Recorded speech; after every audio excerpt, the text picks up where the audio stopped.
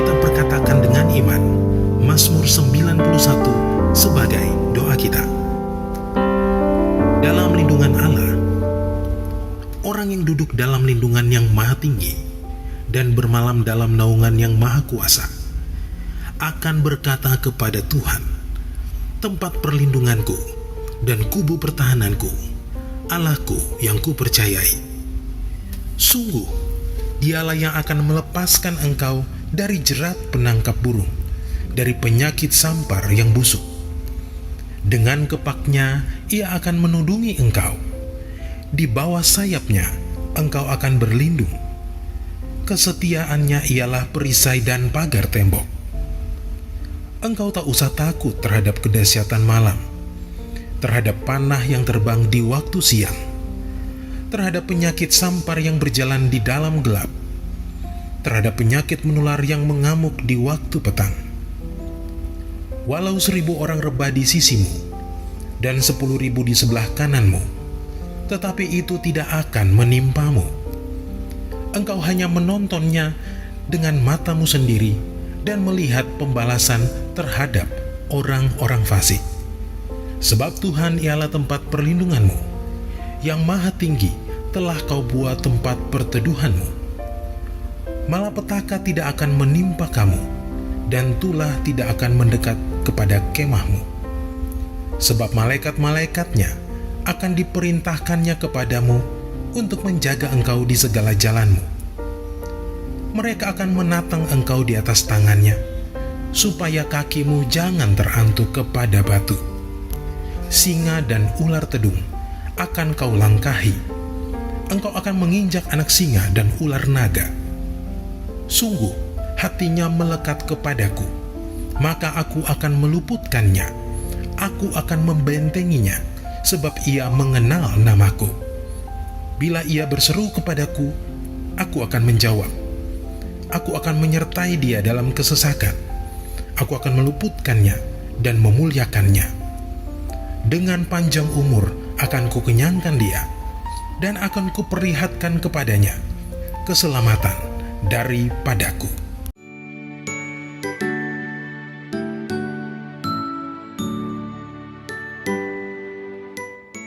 Shalom saudara, saya yakin kita bersuka cita karena Natal. Perayaan Natal adalah sebuah tradisi yang telah dilakukan oleh gereja selama ribuan tahun. Dari permulaan abad ke-5 Masehi, umat Kristiani memperingati kelahiran Yesus Kristus, Tuhan dan Juru Selamat manusia yang datang dan lahir ke dalam dunia, yang pada umumnya dirayakan pada tanggal 25 Desember. Kata Natal berasal dari bahasa Latin natalis, yang artinya lahir atau kelahiran, yang menunjuk pada hari kelahiran Yesus. Sementara kata Christmas atau Natal dalam bahasa Inggris berasal dari bahasa Inggris kuno Christus Messe atau Christ's Mass, yang artinya penderitaan Kristus. Ini adalah pandangan yang menjelaskan bahwa Kristus memulai penderitaannya saat Dia datang dan lahir sebagai manusia. Semua karena begitu besar kasih-Nya bagi umat manusia, sehingga Dia meninggalkan segala kemuliaan yang Dia miliki dan lahir di palungan yang hina. Semua karena kasih-Nya bagi kita. Natal adalah suatu masa di mana kita ingat lagi akan kasih Tuhan itu. Kasih yang secara luar biasa dipertunjukkan kepada seluruh umat manusia. Pada saat itu dikatakan sejumlah besar bala tentara sorga memuji-muji Allah dengan nyanyian kemuliaan bagi Allah di tempat yang maha tinggi dan damai sejahtera di bumi di antara manusia yang berkenan kepadanya. Sungguh, sebuah sambutan yang layak bagi raja di atas segala raja. Namun ternyata di samping sukacita dan damai sejahtera yang menyertai perayaan kelahiran Tuhan Yesus, ada juga kelompok tertentu yang dengan sinis mengatakan bahwa Natal itu adalah perayaan non-Kristen, yaitu festival Romawi yang bernama Natalis Solis Invicti, atau Hari Kelahiran Matahari yang tak terkalahkan. Ini acara yang diprakarsai oleh Kaisar Romawi yaitu Aurelius pada tahun 274 Masehi. Namun faktanya tidak demikian. Justru ditemukan banyak catatan bapak-bapak gereja tentang perayaan Natal sebelum lahirnya festival matahari. Maka bisa dikatakan bahwa perayaan Natal pada 25 Desember bukanlah upaya kristenisasi dari festival matahari, malah mungkin sebaliknya, bahwa festival matahari adalah upaya romanisasi hari Natal. Kemudian bagaimana dengan tanggal di mana kita harus merayakan Natal? Walaupun 25 Desember paling banyak digunakan oleh gereja-gereja untuk merayakan Natal, gereja-gereja timur seperti Ortodoks, Syria, dan Yunani menetapkan tanggal 6 Januari sebagai hari Natal. Sekalipun ada perbedaan, pada umumnya perayaan Natal dilakukan antara awal bulan Desember hingga Januari. Gereja kita mengambil posisi bahwa perayaan Natal secara esensial tidak keliru. Pandangan yang mengatakan bahwa perayaan Natal adalah hal yang tidak boleh dilakukan karena tidak ada perintah yang tertulis di dalam Alkitab adalah pendapat yang tidak tepat. Jangan sampai kita memaksakan penafsiran yang ayatiah atau literal sehingga apabila tidak ada ayat pendukungnya, maka dianggap keliru dan tidak boleh dilakukan. Padahal secara esensial justru Alkitabiah. Merayakan, menceritakan, mengingat, dan mewartakan kehidupan Yesus dimulai dari kelahirannya hingga kenaikannya justru adalah hal yang harus dilakukan oleh gereja dalam memuridkan jemaat dan memberitakan Injil Kristus. Perayaan Natal oleh gereja justru selalu menjadi momen yang baik untuk menyegarkan jiwa dan iman umat Tuhan, dan momen untuk menceritakan kasih Tuhan yang luar biasa kepada dunia, bahwa Bapa mengutus anaknya, Kristus Yesus, datang ke dunia menjadi sama dengan manusia untuk menebus manusia dari dosa-dosa mereka. Perayaan Natal artinya memuliakan Allah, Gloria Dei, memberitakan firman Allah, Verbum Dei, dan melaksanakan misi Allah, Missio Dei. Demikian juga mengenai tanggal perayaan Natal, gereja kita tidak memandang perayaan Natal mutlak harus diadakan pada tanggal 25 Desember, selama esensi dari perayaan tersebut adalah untuk memperingati kelahiran dari Tuhan Yesus. Jadi, upaya-upaya untuk mendiskreditkan hari Natal justru adalah upaya-upaya untuk memecah belah umat Kristen dan untuk menghalangi pemberitaan tentang kedatangan Kristus yang pertama kali dan rencana karya keselamatannya. Natal sendiri sekarang sudah menjadi satu season yang dirayakan oleh banyak orang, baik orang percaya maupun tidak percaya. Jika orang percaya bersukacita karena perayaan kelahiran Sang Juru Selamat, orang-orang yang tidak percaya yang juga ingin mendapatkan kegembiraan yang sama dalam musim ini tidak mau melibatkan Kristus di dalamnya. Salah satu contoh yang paling ikonik berhubungan dengan hal ini adalah sosok Santa Claus. Sosok ini dipakai oleh banyak orang yang ingin mendapatkan kegembiraan Natal tanpa melibatkan Kristus atau kisah mujizat kelahirannya.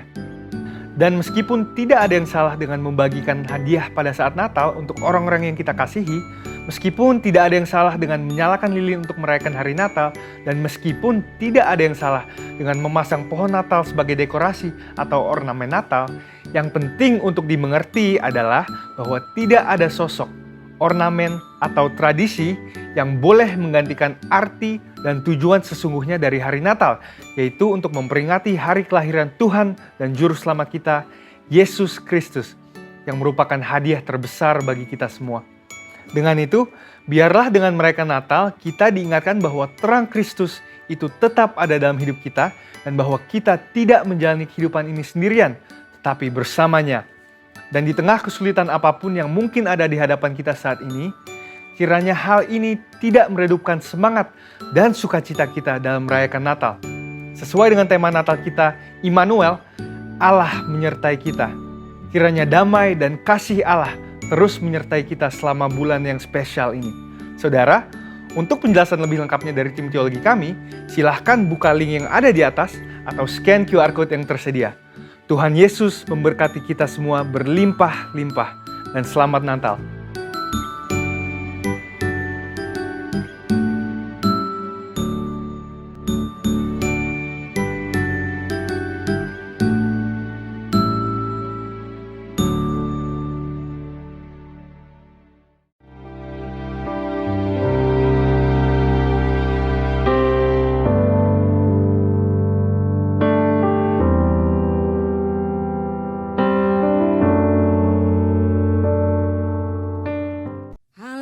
Shalom.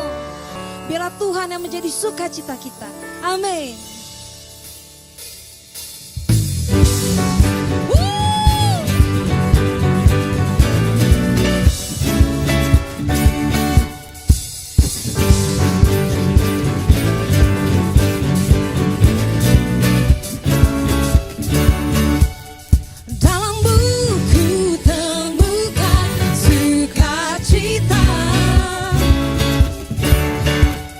Dunia tak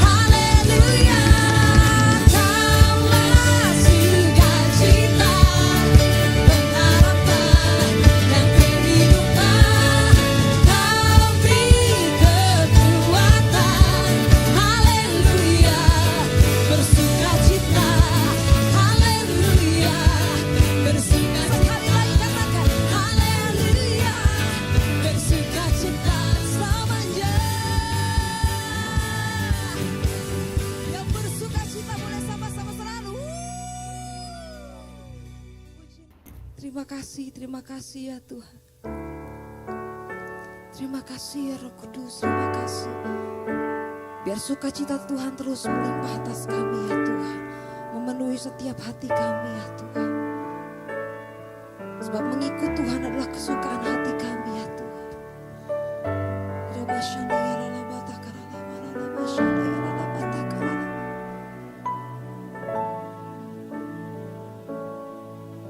Semua karena anugerah-Mu hari ini ada. Bukan karena kuatku, namun karena Roh-Mu. Ke bawah hatiku, penyembahanku, ku semakin berkurang, Yesus makin bertambah. Mengikut Yesus, itulah kesukaan hatiku. Kelepas semua aku mengenal kehendaknya di hidupku. Mengiring Yesus, itulah kesukaan hatiku. Ku yakin anugerahnya mampu jadikanku hamba yang berkenan selalu. Mari kita mau lebih sungguh lagi dalam hadirat Tuhan. Katakan semua karena anugerah-Mu hari ini ada. Bukan karena kuatku, namun karena Roh-Mu.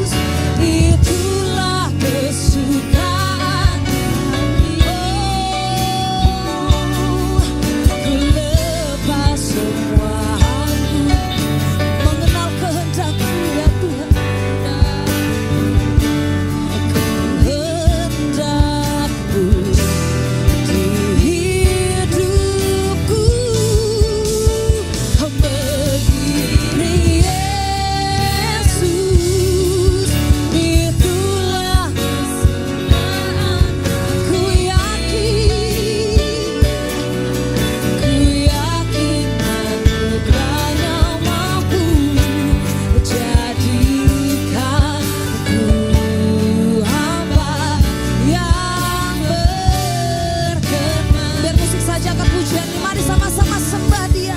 Oh,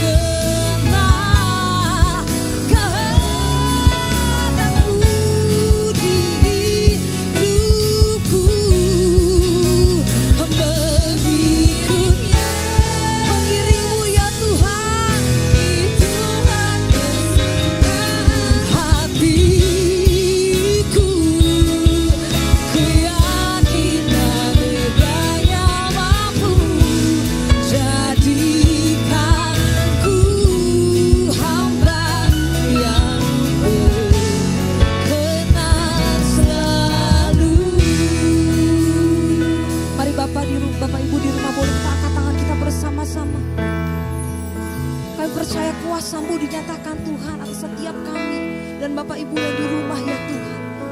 Kami tahu Tuhan Yesus hari-hari ini mungkin kurang baik ya Tuhan, tapi Tuhan selalu baik atas setiap kami ya Tuhan. Biarlah kami senantiasa mengiring Tuhan, mengikut Tuhan, berjalan bersama dengan Tuhan. Irabashanda ya ralabatakara labaya ralabayasha.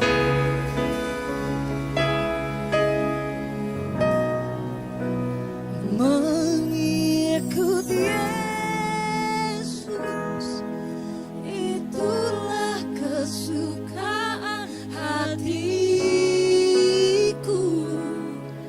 Ku lepas semua hakku untuk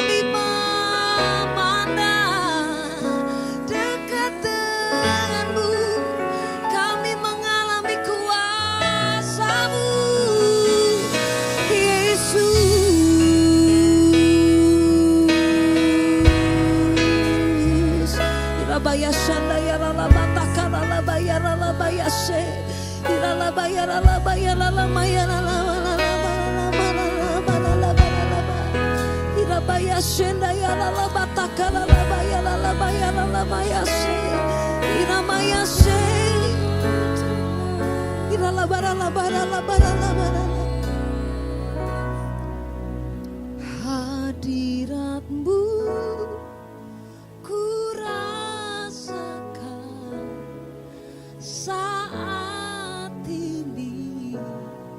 saat ini, urapanmu ku rasakan saat aku menyembah Kau Tuhan. Bisa menyatakan hadiratmu ku rasakan saat ini,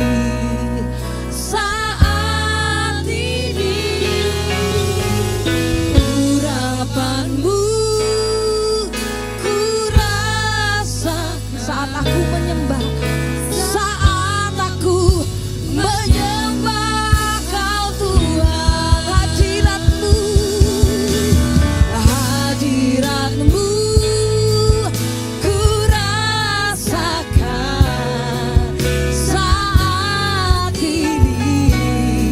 saat ini, urapanmu ku rasakan saat aku menyembah Kau Tuhan. Hadiratmu ku rasakan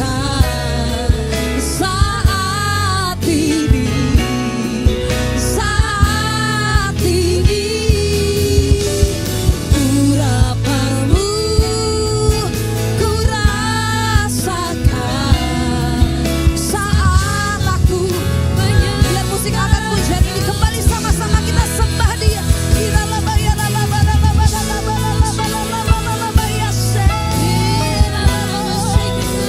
Tuhan Engkau segalanya ya Tuhan. Biar kami senantiasa mengejar hadirat-Mu ya Tuhan, berjalan bersama dengan Engkau ya Tuhan.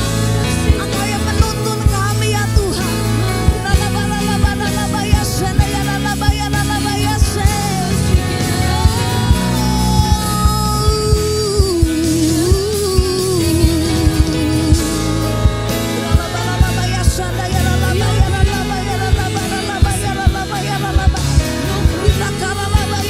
Mari nyatakan isi hatimu di hadapan Tuhan, Bapak Ibu di rumah.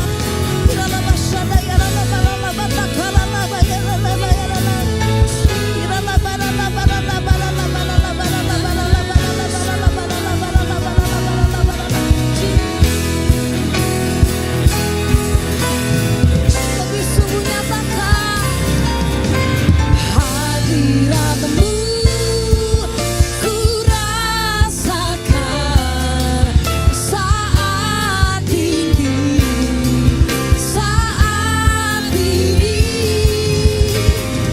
urapan-Mu ku rasakan saat aku menyembah hadirat-Mu. Hadirat-Mu ku rasakan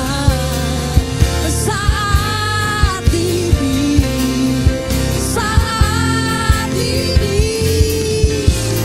urapan-Mu ku rasakan saat aku menyembah Kau Tuhan, saat aku menyembah Kau Tuhan,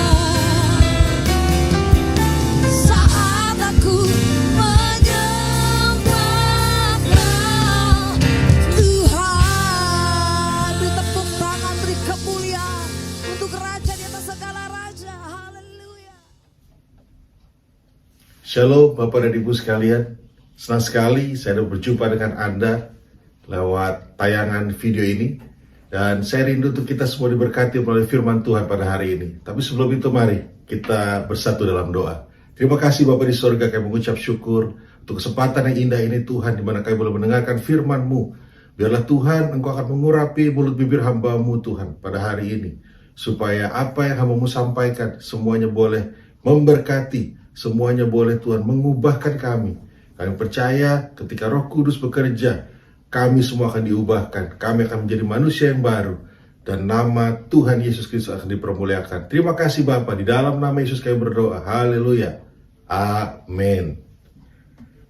Baik Bapak Ibu, khotbah pada hari ini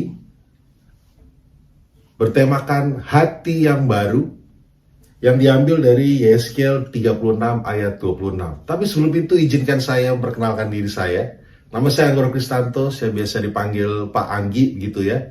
Selain hamba Tuhan, saya juga bekerja di salah satu airlines sebagai seorang penerbang. Baik, langsung saja masuk ke firman Tuhan. Yesaya 36 ayat 26 berkata demikian. Kamu akan kuberikan hati yang baru dan roh yang baru di dalam batinmu. Dan aku akan menjauhkan dari tubuhmu hati yang keras, dan kuberikan kepadamu hati yang taat. Bapak Ibu Saudara, hari ini kita mau belajar bagaimana ketika kita hidup di dalam Tuhan, ada sesuatu yang Tuhan akan kerjakan dalam kehidupan kita. Nah, inilah yang akan Tuhan kerjakan, Bapak Ibu. Yaitu, saudara dan saya akan diubahkan dari dalam, dari hati kita, sehingga apa yang keluar dari kehidupan kita akan berubah dan orang lain akan melihat perubahan itu. Mari kita lihat dulu mengapa kita harus mempunyai hati yang baru. Amsal 4 ayat 23 berkata demikian. Jagalah hatimu dengan segala kewaspadaan, karena dari situlah terpancar kehidupan. Saya melihat dari versi King James Version, ya, dari Amsal 4 ayat 23 berkata begini Bapak. Keep thy heart with all diligence, for out of it are the issues of life. Jadi katakan keep thy heart with all diligence. Jagalah hati dengan segala ketekunan. Diligent ini berasal dari kata diligence, berasal dari kata diligent yang artinya rajin atau taat atau tekun, ya. Dengan tekun. Jadi dilakukan terus-menerus. Ya. For out of it are the issues of life. Karena dari dalam hati kita akan timbul banyak masalah dalam kehidupan kita. Itu yang diartikan dari King James Version. Jadi kalau kita tidak menjaga hati kita, maka kita akan mengalami banyak masalah dalam hidup kita. Ya. Jadi dengan terus-menerus kita harus menjaga hati kita, supaya kita terhindar dari berbagai macam masalah dalam hidup kita. Ya, banyak masalah dalam hidup kita ini yang disebabkan karena kita tidak menjaga hati. Sehingga karena kita tidak bersyukur, karena kita mengeluh, karena kita iri hati, karena ada dengki, ada dendam, ada luka batin yang kita alami, ada sakit hati, sehingga kita sulit untuk mengampuni, Bapak Ibu ya. Sehingga akhirnya hati kita terluka. Sehingga akibatnya jiwa kita pun mengalami sakit. Ya. Di dalam jiwa kita ada pikiran, perasaan, dan kehendak. Ya. Maka ketika kita memiliki hati yang sakit sehingga jiwa kita pun sakit, Bapak Ibu. Dan akhirnya pikiran kita akan stres, ya, perasaan kita galau, gelisah, ya, dan kehendak kita pun jauh dari kehendak Tuhan, sehingga membawa kita kepada kebinasaan. Kita jatuh ke dalam dosa. Kita mau lihat dari Kejadian 4 ayat 7, ya, bagaimana Tuhan sudah mengingatkan Kain, ya, sebelum Kain jatuh ke dalam dosa. Mari kita baca dari Kejadian 4 ayat 7. Tuhan berkata begini kepada Kain, apakah mukamu tidak akan berseri jika engkau berbuat baik? Tetapi jika engkau tidak berbuat baik, dosa sudah mengintip di depan pintu. Ia sangat menggoda engkau, tetapi engkau harus berkuasa atasnya. Nah Bapak Ibu, kita tahu kisah ini, di mana akhirnya karena Kain iri hati melihat adiknya Habel yang mempersembahkan persembahan kepada Tuhan, dan Tuhan berkenan atas Habel. Tetapi Tuhan tidak berkenan atas apa yang diberikan Kain pada Tuhan. Sehingga akhirnya Kain iri hati dan Kain membunuh adiknya Habel. Nah Bapak Ibu, kita juga harus hati-hati sama hati kita. Ya, jangan sampai gara-gara kita sakit hati, ya, akhirnya jiwa kita juga sakit, ya, pikiran, perasaan kita, kehendak kita, ya, juga tidak sesuai dengan kehendak Tuhan. Mari kita pelajari dulu, apa sebenarnya yang Tuhan ingin kerjakan dalam diri kita. Sesuai Yeskel 36 ayat 26 tadi, bahwa sebenarnya Tuhan ingin agar kita memiliki hati yang baru. Tuhan juga ingin kita memiliki roh yang baru. Tuhan juga ingin agar kita memiliki hati yang lemah lembut, ya, yang tidak keras. Kemudian Tuhan juga ingin kita memiliki hati yang taat, agar kita taat melakukan apa yang menjadi kehendak Tuhan dalam hidup kita. Ya, hati yang baru itu berbicara mengenai pertobatan. Ya. Kemudian roh yang baru itu berbicara mengenai pengurapan Roh Kudus. Hati yang lemah lembut itu berbicara tentang pembentukan, bagaimana Tuhan membentuk kita sebagai bejana. Dan yang terakhir, hati yang taat itu berbicara tentang penundukan atau submission, di mana kita taat, tunduk kepada apa yang Tuhan kehendaki dalam hidup kita. Nah Bapak Ibu, pertanyaannya sekarang bagaimana supaya kita boleh memiliki hati yang baru? Tentu saja, apa yang Tuhan ingin kita perbuat yang pertama, agar kita memiliki hati yang baru, kita harus bertobat sungguh-sungguh di hadapan Tuhan. Kita harus terus bertobat ketika Tuhan mengingatkan kita akan dosa, akan kesalahan kita. 2 Tawarik 7 ayat 14, katakan begini, dan umatku yang atasnya namaku disebut, merendahkan diri, berdoa, dan mencari wajahku, lalu berbalik dari jalan-jalan yang jahat, maka aku akan mendengar dari sorga dan mengampuni dosa mereka, serta memulihkan negeri mereka. Bapak Ibu Saudara, kita ada di tengah-tengah pandemi ini. Kita memerlukan pemulihan. Baik itu pemulihan mungkin kesehatan, ya, mungkin pemulihan ekonomi yang hari-hari ini terkena dampak pandemi. Mungkin kita memerlukan pemulihan karena ada hubungan yang rusak antara keluarga, antara sahabat. Ya, hari-hari ini kita perlu dipulihkan. Untuk itu Tuhan mau kita bertobat. Ya, Tuhan mau agar kita meninggalkan hidup kita yang lama, supaya kita boleh dibentuk Tuhan untuk menjadi manusia-manusia yang baru, yang memiliki hati yang baru. Yang kedua, bagaimana agar kita juga memiliki roh yang baru. Kita memerlukan pengurapan Roh Kudus, Bapak Ibu. Ketika kita masuk dalam doa, pujian, dan penyembahan, ketika kita datang kepada Tuhan, kita harus minta sama Tuhan.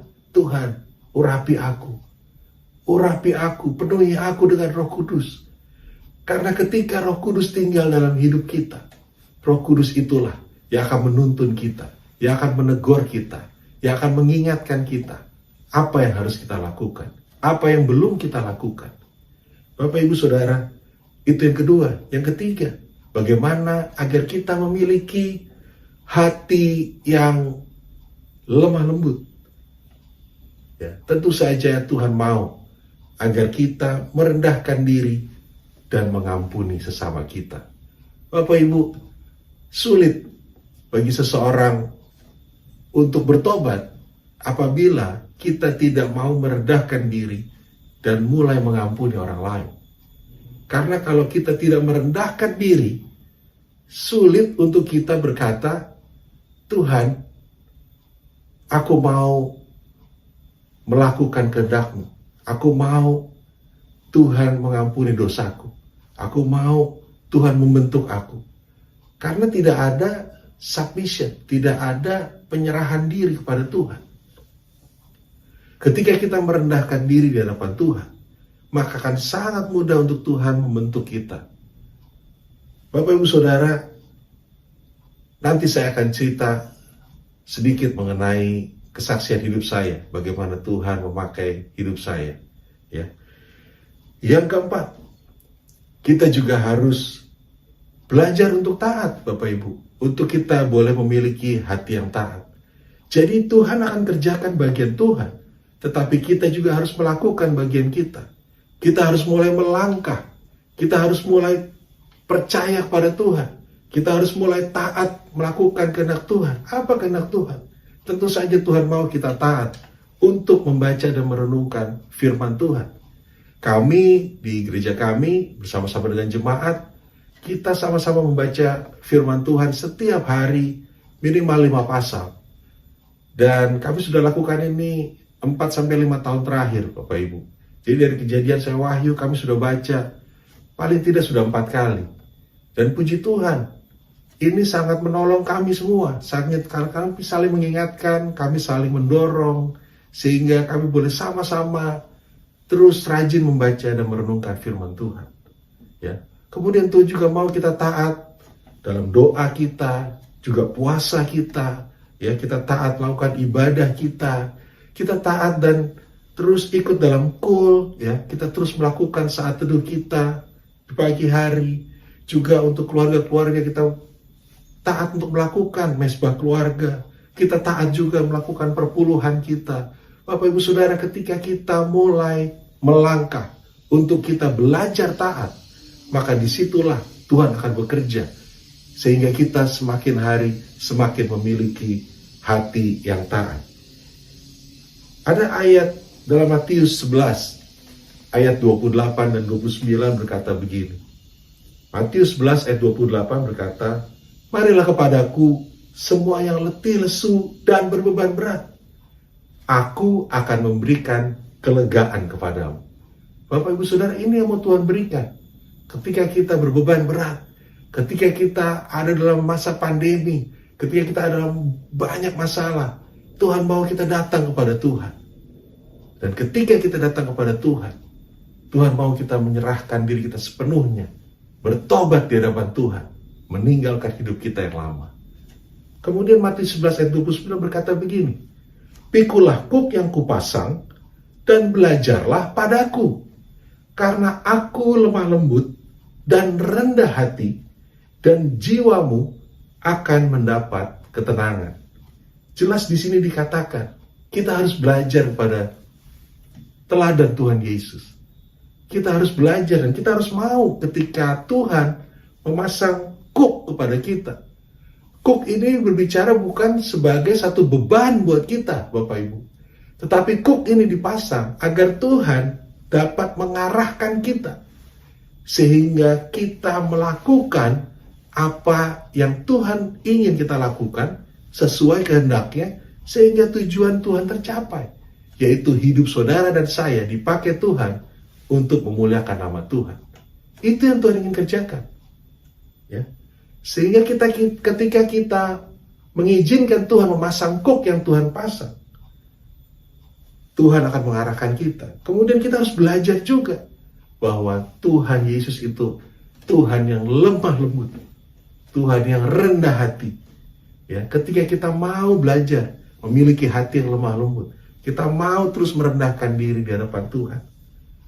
Dikatakan jiwamu, ya, jiwamu, ya, pikiran, perasaan dan kehendakmu, ya, akan mendapat ketenangan.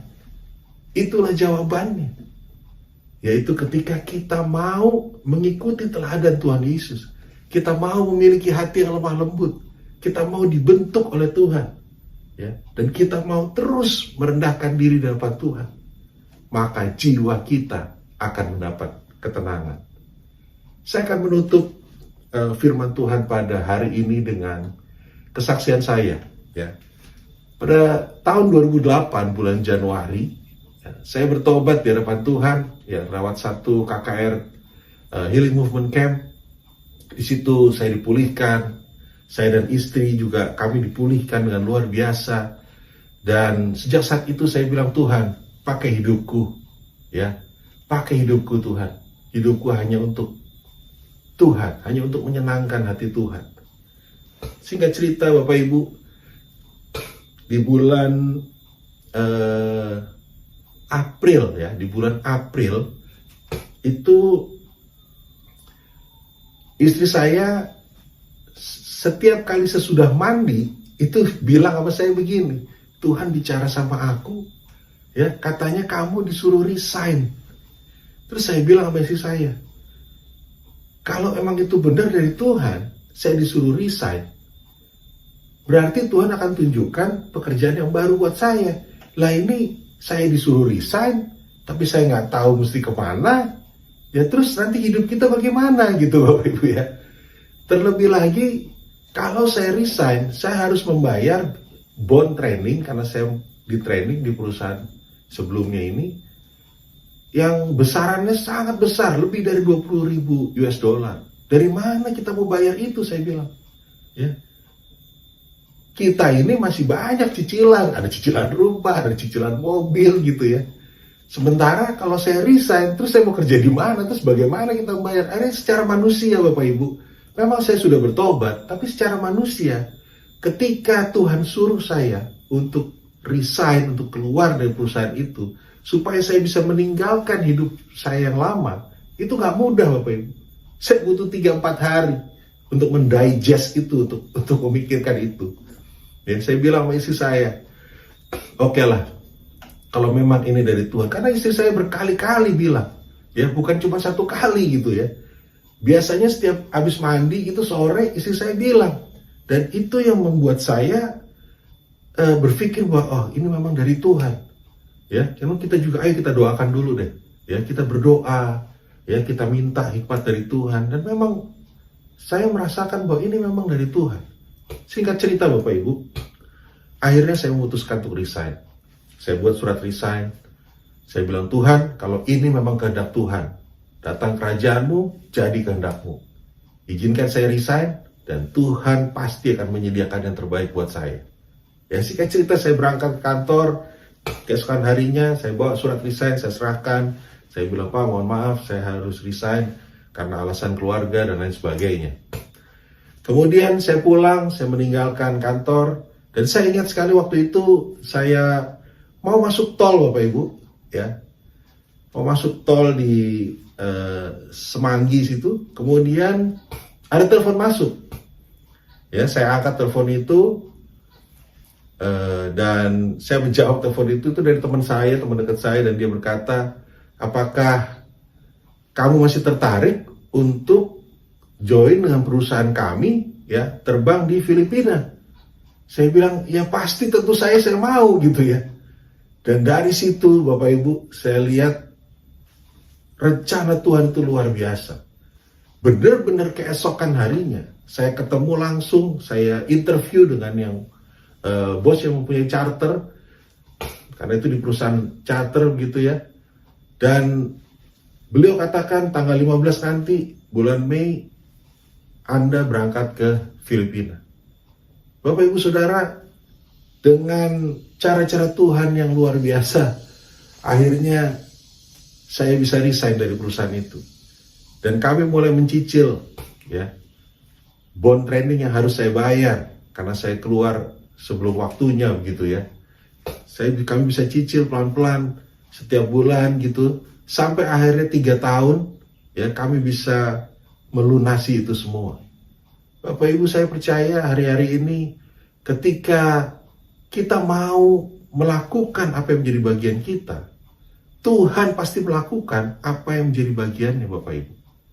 Ketika Tuhan berkata sesuatu kepada saudara, ayo mulai baca firman, ayo mengampuni, ayo doa, ya, ayo mulai perpuluhan, ya. Ketika Roh Kudus berbicara dalam hati saudara, dan saudara berkata, ya Tuhan, aku mau mulai lakukan. Aku tahu ini sulit, tapi aku mau lakukan. Saya percaya, hati yang baru, roh yang baru, pengurapan yang baru, hati yang lemah lembut, ya, dan hati yang taat, Tuhan akan berikan buat saudara dan saya. Amin. Saya percaya hari-hari ini, ketika kita mau sungguh-sungguh melakukan apa yang menjadi bagian kita, Tuhan pasti akan melakukan bagiannya. Saya percaya siang ini kita semua diberkati melalui firman Tuhan. Dan mari saya mau mengajak Bapak Ibu Saudara, kita semua sama-sama yang pertama, kita mau bertobat sungguh-sungguh. Dan ketika kita sudah bertobat, dan Tuhan ingatkan lagi akan hal-hal yang harus kita hindari, harus kita selesaikan. Bertobat lagi Bapak Ibu, ya. Lagi lakukan apa yang Tuhan ingin kita kerjakan. Kemudian yang kedua, kita terus minta pengurapan Roh Kudus. Kita nggak bisa berjalan sendiri. Kita butuh tuntunan Roh Kudus dalam hidup kita. Minta terus pengurapan Roh Kudus agar kita mengerti apa yang harus kita lakukan. Kemudian yang ketiga, kita mau terus belajar, ya, untuk terus merendahkan diri, terus mengampuni. Belajar, saya katakan, memang tidak gampang. Tapi ketika kita mau belajar terus melakukan, Tuhan akan menyertai saudara dan saya. Yang berikutnya, kita juga mau belajar untuk taat. Apa yang Tuhan berikan, ya, pesan-pesan yang Tuhan berikan hari-hari ini, kita lakukan Bapak Ibu. Kita mau belajar taat. Karena kita mau menerima yang luar biasa yang Tuhan sediakan bagi kita. Berkat-berkat bukan hanya jasmani, berkat-berkat rohani, penyertaan Tuhan, tuntunan Tuhan, perlindungan Tuhan akan kita alami. Bapak Ibu Saudara, demikian firman Tuhan. Saya berharap melalui firman ini kita boleh belajar bagaimana kita boleh menjadi pribadi-pribadi yang memiliki hati yang baru. Sehingga kita ketika memasuki tahun yang baru 2022, kita boleh juga memiliki paradigma yang baru. Bagaimana kita boleh hidup sesuai dengan kehendak Tuhan. Bagaimana Tuhan boleh berkenan atas hidup kita. Mari Bapak Ibu, kita bersatu dalam doa. Bapa di sorga, kami mengucap syukur Tuhan. Kalau siang ini kami boleh mendengarkan firman-Mu. Dan biarlah Tuhan kami boleh terus belajar. Sampai kami terus memiliki hati yang baru. Sehingga kami boleh terus mengalami pengurapan yang baru. Kami boleh memiliki hati yang lemah lembut, hati yang taat, sehingga hidup kami boleh dipakai untuk memuliakan nama Tuhan. Siang ini kami berdoa juga bagi gembala sidang kami, Bapak Pendeta Dr. Insinyur Niko Nyoto Raharjo. Tuhan berkati gembala sidang kami, berkati isi anak dan cucunya Tuhan, berkati pelayanannya Tuhan, pakai Paniko dengan lebih dahsyat Tuhan, sehingga memasuki tahun yang baru, paradigma yang baru, Tuhan berikan bagi beliau, bagi kami semua. Dan kami percaya lewat tuntunan-Mu Tuhan, hamba-Mu akan dipakai untuk membawa kami semua untuk melakukan kehendak Tuhan di akhir zaman ini. Bapa di surga, kami juga berdoa bagi Gembala Rayon 1G, Bapak Yohanes Raja Gugu. Kami percaya Tuhan, Engkau akan pakai Pak Jo lebih dahsyat lagi untuk memimpin kami semua di Rayon 1G.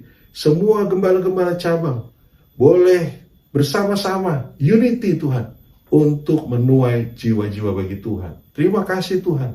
Kami mengucap syukur dan kami terus berdoa bagi bangsa kami Indonesia. Karena kami percaya Engkau akan terus memberkati pemimpin kami, Bapak Presiden Jokowi, Bapak Wakil Presiden Ma'ruf Amin. Tuhan akan pakai dengan luar biasa. Juga pejabat-pejabat yang ada, para menteri yang ada, untuk bersama-sama membawa Indonesia keluar dari pandemi ini. Terima kasih Tuhan, berkati bangsa kami Indonesia, dan kami serahkan Indonesia ke dalam tangan-Mu. Bapa di sorga, sebentar kami akan berpisah satu dengan lain. Izinkan kami menerima berkat Tuhan. Mari Bapak Ibu Saudara, angkat kedua tangan-Mu, dan terimalah berkat Tuhan. Berkat daripada Allah Bapa di sorga, sempurna dalam Anak yang tunggal, Tuhan kita Yesus Kristus, serta penyertaan perlindungan, dan tuntunan daripada Roh Kudus akan menyertai kita mulai saat ini sampai Maranatha, bahkan sampai selama-lamanya. Mari kita semua yang diberkati, sama-sama katakan, Amin. Selamat hari Minggu, Tuhan Yesus memberkati.